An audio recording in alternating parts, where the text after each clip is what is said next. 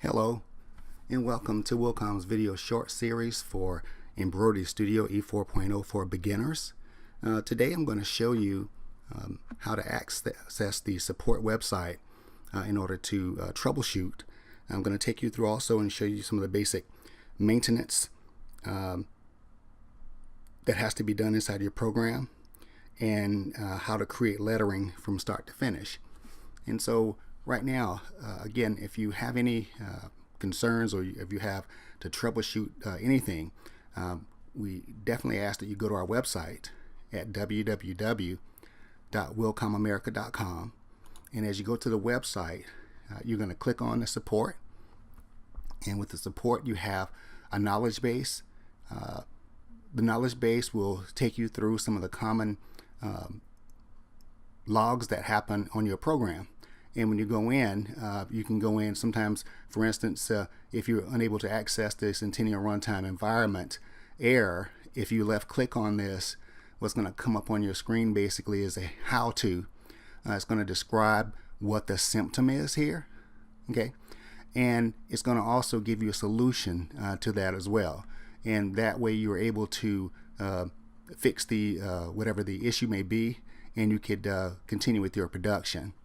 And so again, we ask that you, in any sense that you have to troubleshoot anything, that you log on to www.wilcomamerica.com. Again, you have a drop menu here of training, anything that you, products, support. We have a blog also. We have an about here. We can go in and do testimonials and things like that as well. We have contact, and you could also search as well. So again, we do recommend highly that you visit our website here to do any troubleshooting that needs to be done in your program actually. Next, I'm going to go back in to the program here.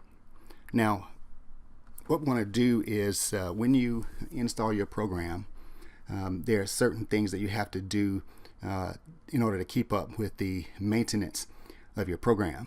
And one would be as you install it, one of the first things that you'll need to do is go in and set up the screen. And once you get into your program, as you open it, as I navigate here, once the program opens up, you're going to get this drop menu here on your screen. And with this menu here, you're able to go in and choose from the normal template basically, and that's the default template that's saved when you install your program. We also have the ability to go in and use what we call an auto fabric assistant.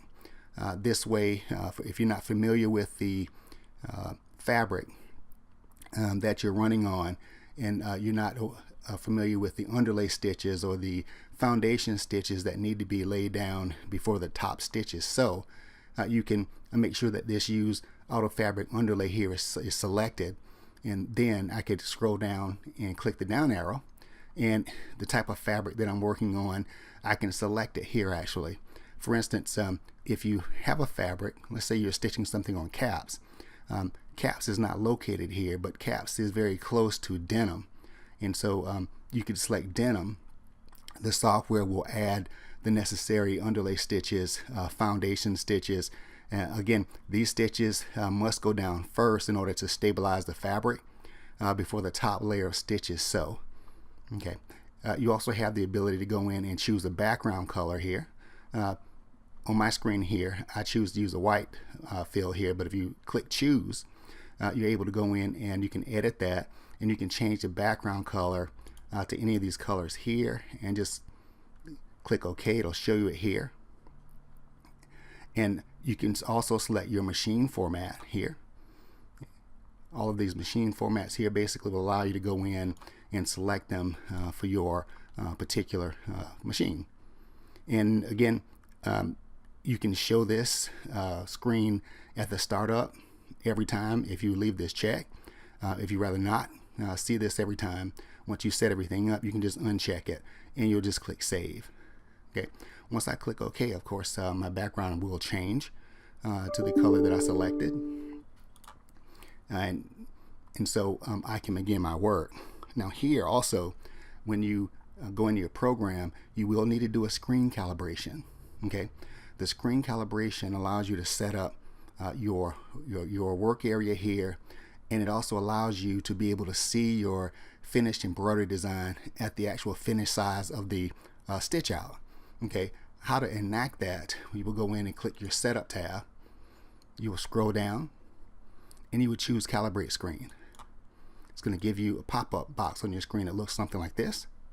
And whether you use inches or metrics, you will need to go in physically, and you will need to measure physically on your monitor, on your screen, from this point to this point, whatever that distance is in metrics or inches, you will place that number here in the width. You will do the same on your screen physically, and you're going to be measuring this box only, this little small box here, and you're going to measure from lower right corner to upper right corner here. Whatever that number is, you will place that here in the height, and you're just going to click OK, and that will again allow you to go in and view your design at 1-to-1. And the importance of that is that you'll be able to see that design at 1-to-1, and you'll be able to pinpoint if any items are too close together and things like that, so then you can actually go in and edit those before you stitch it out. I'm going to click OK here, and I'm going to go in also, I'm going to go to File here, and I'm just going to bring up a design here on my screen, and just to show you what that means with the screen calibration physically here.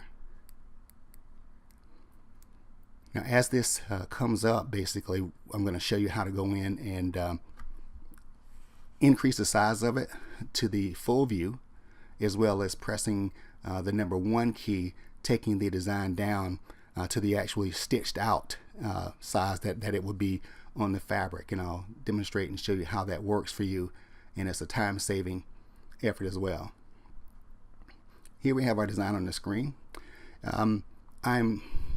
With this, we have a full view of the design, and if I want to see this design at 1-to-1, the actual size that it's going to be when it stitches out, again, the screen calibration is very vital for this in order for you to see this at the same size as the finished design. So I'm going to press my number 1 key, and it changes the size here, so this will actually be the physical size of the stitch out on my garment. Okay, and I can see this, and again, the importance of this is that if I have stitches that are too close together, any letters that are too close together, I'll be able to see this on the screen and make the edit before I take the design to the sewing machine. And this of course saves a lot of time in your production. The next thing I want to show you basically is when you go in, as far as the maintenance for your program. Now when you install your program, a Wilcom folder is installed on your computer, and that folder, as I'm going to scroll down here to my Windows Explorer here, and when it's installed, I'm going to click on this PC just to show you where the Wilcom folder is on your hard drive. I'm going to navigate to the local disk C, and I'm going to scroll to the Program Files x86 folder. As I double click it here, it's going to give me a list of my applications. I'm going to scroll down, and I'm going to click on Wilcom, double click. From there, I'll double click on my EmbroideryStudio E4.0. So this is the folder that's installed on your computer. You have 2 folders here that we're going to look at here. One's your backup folder, as I double click, and here you'll see some designs here. As you're working inside your program, the software itself basically saves your backup copy of your designs every 10 minutes, and they're saved to this backup folder here. Okay, and this backup folder needs to be emptied out on the 15th and the 30th of the month in order to maintain the folder here, basically, because if not, all of these files begin to take up a lot of your RAM memory on your computer, which can cause malfunction. Okay, so I'm going to back out here. Again, this is your backup folder. Because I have some files in here now, I'm just going to go in and do a press Control A on my keyboard to select everything. and I'm just going to delete them. I'm going to back up. The next folder that we're going to look at here is the recover folder.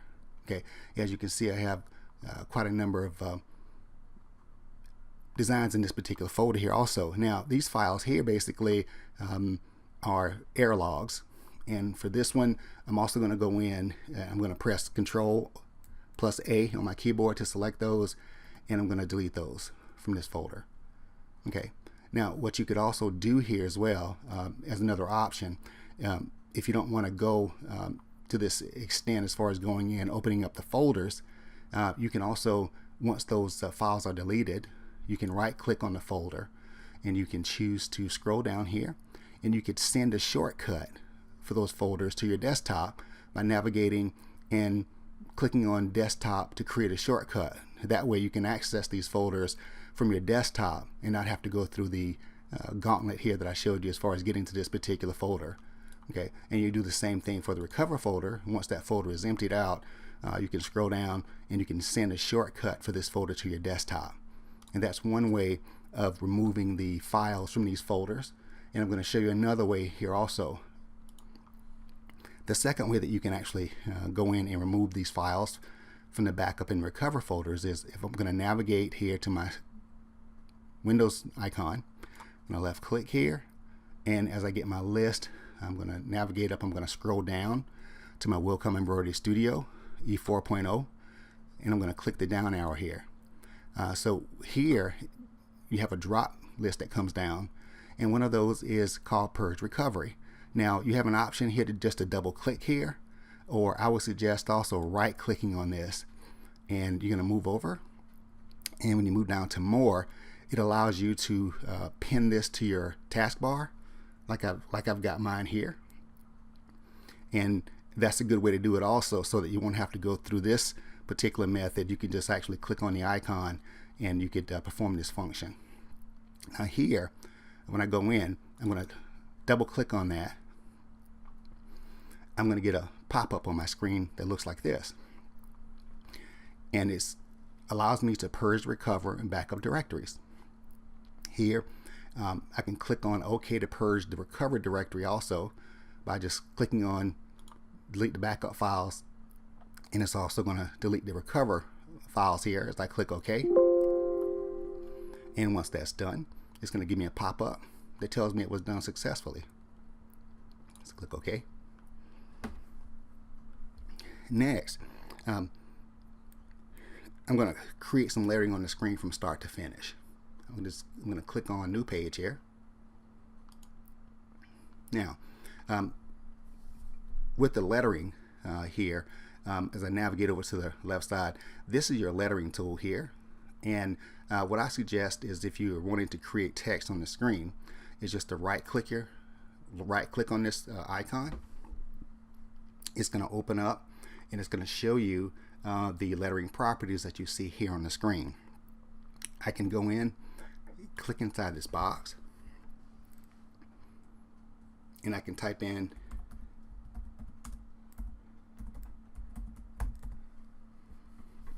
my text on the screen here. Now from this list here, as I go in, I'm going to scroll down my list here.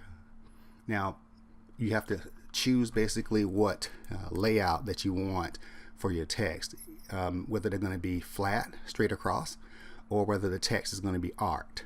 Okay, so from this venue here, I'm going to go in and make sure that from my baseline, this is going to be where you're able to do your formatting as far as making the text straight across or doing the text as an arc here. This time we want to do the text straight across, so we'll choose Freeline, make sure that's selected, and next we're going to scroll back up and we're going to click on Create Text. Immediately we're going to go to the screen, and I'm going to left click my mouse button here, and it's going to place my text on the screen. Now from here, if I want to see this at full view, I'll press the 0 key on the keyboard. Now, and you might be saying, what's wrong with this? Well, this text is really, really tiny. If you want to see how tiny it is, again, if I press my number 1 key, it's going to be that small. And based on the rules for embroidery, we'll have to increase the size of this. So I'm going to navigate up to the top. I'm going to change, here's your measurement system. I'm going to click the down arrow here. You can change that. I'm going to change it to metrics. And at this point, I'm going to go in and I'm going to make this text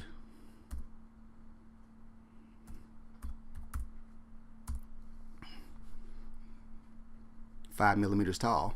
And now when I press my 0 key here, looking at my text, and at this point here, if you see differences here as far as the jumps, these are stitches here that will be shown up on the fabric itself. And at this size here, basically, we don't want to do these serifs going vertically because they're too small. So I'm going to go in, I'm going to navigate over, click my down arrow here, and I'm going to change the font that I use for this. Actually, when you get this recent list here on the screen, if you notice it's very narrow, if I navigate and move my cursor to the lower right corner here, I'm going to extend this out like this, where I can see all of the text. Now I'm just going to scroll down. I can press S, which it will scroll down to my S's, and I'm going to find a font here that I can use for this, and the small times font I'm going to use for this. And as I select it, as you can see, the font changed on the screen. Okay, now so here I have my lettering on the screen, and I want to make sure also that the lettering is properly set for the width for the columns, and making sure that the underlays, which if you've chosen the Auto Fabric Assistant, that'll take care of it for you. But if you want to do it manually here, I can also go in to my properties here, and I can select underlay settings. And for this one, it's very small lettering, so I'll use a center run underlay stitch. Again, if you're using the Auto Fabric Assistant, you won't have to do this because the settings are already pre-calculated for you. And again, if I navigate up top here to design, I can select Auto Fabric Assistant from here, and I can also go in and I can change this setting here to a new setting if I'm using a different type of fabric. Let's say PK knit, and I'll just click OK. Next, if I want to increase the column width on these, I will go in. You would do that from your pull comp. As I select pull comp, as you can see here, the pull comp here is at 0.17. This is for the pull comp for the fabric only. If I want to go in and increase the column width, I will adjust column width here on the bottom. And once I select this, keep in mind that the default here is pretty large, so don't be alarmed when you first click on it. Okay, I'm going to take this down here. I'm going to go inside my box. I'm going to type in 0.10.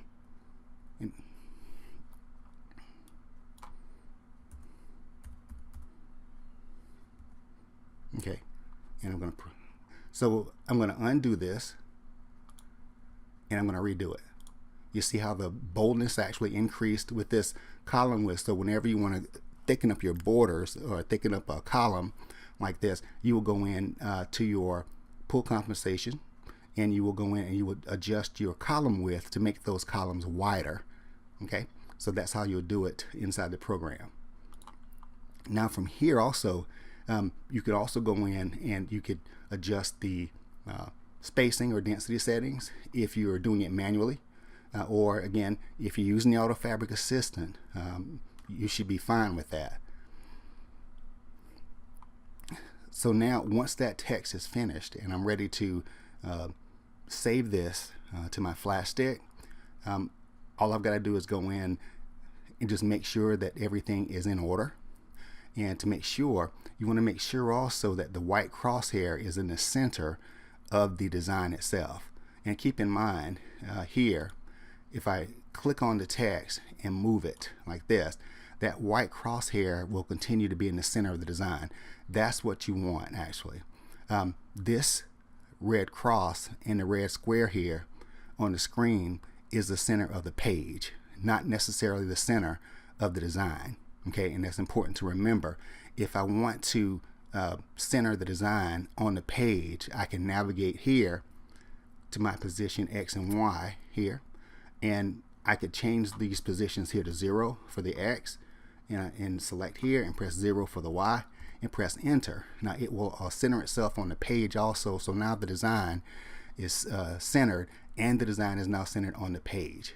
Okay, if the white crosshair is not in the right location, it may look like this.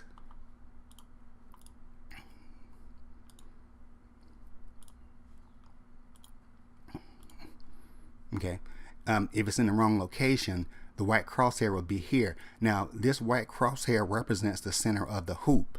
Okay, so you definitely don't want it to stop here. You want it to go back to the center of the hoop for the next run. So if you're seeing this on your screen, you can change the setting by navigating over to Design and choosing Auto Start and End, making sure that the Auto Start and End is selected, and also the Maintain Automatically. And you'll see your center here, which is this is a hoop, and the center dot should be here, and you will just save it here and click OK. And that way it'll save it to the template, click OK, and it'll be ready for your next design also. Now as we also go in, if you want to adjust or change the settings for the connectors will be something that actually controls the machine and tells the machine when to trim and when not to trim. Okay, so to activate this, I'm going to right click here on my text. I'm going to go to my object properties, and I'm going to navigate over here. I'm going to click on connectors. So now if I want to go in and I want to add trims between the words here, all I've got to do is go in and set it. Now with the Wilcom text, I want you to notice something. Here's your color object list. In the color object list, I can hide that by clicking the little tab here. Okay, and I could also bring it back by clicking here. And if I want to lock this on the screen, this little thumbtack here, I can click it so that it's pointing vertically, so it'll lock it on the screen so it doesn't move. Okay, so now with the Wilcom fonts on the screen here, in order to activate the trim, you have to go in and select by clicking the down arrow, changing this to inside the object. Okay, and it works for the Wilcom fonts. Now if you're confused as to if you have the Wilcom fonts on the screen or not, you can look inside your color object list. If you see the letter A here, that means that it is looking at this as the Wilcom fonts. Okay, so you should be fine. So you'll choose inside the object. As you scroll down, as you notice, the trim is turned off, which it should never be turned off unless you're doing something special with the design. As I go in and click on If Next Connector, okay, and you can see the trims disappeared here. And so this number here tells the sewing machine if there's any spaces that are greater than 2 millimeters in between the letters or the words, it's going to activate a trim on the machine. Okay, and that's what this number here represents. Okay, you want to make sure also that in your tie-offs and tie-in stitches, and they're actually lock stitches. The lock stitches are needed in the beginning as the needle goes down in the fabric to lock the fabric so it doesn't unravel, and it needs one of those at the beginning of the stitching object and at the end of the stitching object. Okay, and this is what they look like. I'm going to press S.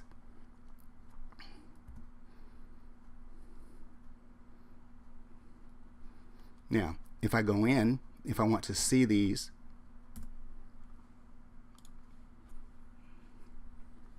I have a little triangle here, and here I have a little circle. The circle represents the tie-in stitch, so it has to tie in and lock itself down so it doesn't unravel at the beginning. And the triangle represents a trim, and it's also going to lock down. And you'll see these on each word here. Now as I press T again, you can see that there's no connection stitches here. And so this means that again, whatever's connected here that you see connecting on the screen will be on the design itself on the fabric as well. Okay, and so making sure that those are in the right locations, you should be fine. Now here's the setting here for the tie-in stitch. Here it should never be turned off. You activate that by selecting the object first.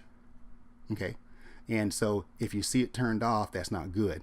So you want to be able to go in, you can choose, you want to use a trim. After a trim and a color change, you want to tie-in stitch.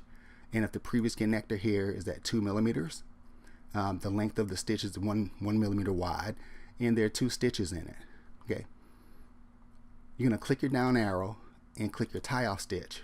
And again, you want to make sure that you trim. You can choose always. You can always do the tie-off stitch here, or you can select before a trim or a color change. Always tie off last. And if the next connector, again, the space is 2 millimeters, you can use that. And you could also go in and use the different lock stitch methods here. This is one that you use for a satin stitch. You can use here the one for tatami stitch here, or you can use this one, which is a very nice one here also, that shortens that stitch actually and allows you to go in and because sometimes at the end of it you'll be able to see here the tie-off stitches here, the 2 tie-off stitches there, and at the end here you have the 2 tie-off stitches here also. Okay, so again, in order to create like a bulge on the small lettering, I would suggest using number 2 or number 3. Okay, here's the length, here's the number of stitches, and this is what they look like up close. Okay, all right. So now the last thing I'm going to do before I save it is I'm going to go in and I'm going to do a player with it here, stitch player. As I select the stitch player, it will go in and it's going to show me exactly how the machine is going to stitch this out. So as it goes through here, and this is crucial here because you'll need to run this stitch player because you want to see and make sure that the machine is doing exactly what you've instructed it to do by doing the setup here basically. So this is very important to do this every time before you go in and stitch your design out, to make sure that it's doing exactly what it's supposed to be doing here. Okay, it'll do the running stitch, then it'll go in and it'll stitch the top fill here. Again, that running stitch is designed as a stitch that will flatten the fabric. It is a foundation stitch. Okay, without those, the stitches will sink into the fabric, and that will not look nice for production. As it finishes off here, again, what I'm looking for is for that white crosshair to go back to the center of the lettering, just like this. Okay, so I'm good with this. I'll click my select object tool here, and now I'm ready to save it. So I'll navigate to File. First, I'm going to also make sure that I save the EMB file. The EMB file is Wilcom's proprietary file extension here for outline files. Okay, these are your master copies. These will allow you to make a left chest design. You can blow it up to a full back, and making the necessary changes for that, you can use that outline file. So here I'm going to go in, I'm going to choose Save As,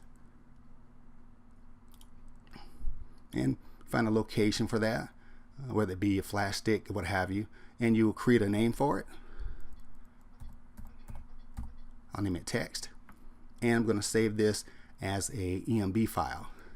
Okay, keep in mind that if you are digitizing for someone who has a lower version of Wilcom or earlier version of Wilcom, you will have to click on the down arrow here, and you'll have to save that to this particular format here. Like if they're running E2, you'll have to save the EMB file in an E2 format here in order for them to be able to read the file, because they won't be able to read the current file.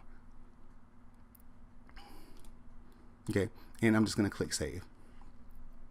Okay, and for the machine file, we've made an adjustment with that. It's changed, and you go to the File drop menu and you'll scroll down to Export Machine File here. That will give you the option to go in and save its type here for your machine file. As I click my down arrow here, you have a list of machine extensions here that you can save to in the software, and you'll just click Save. Okay, if you want to see the process in which used by a printout, you can go into the print preview. as I navigate up top here, and if you want to print this out for a customer, I can click on and choose print preview.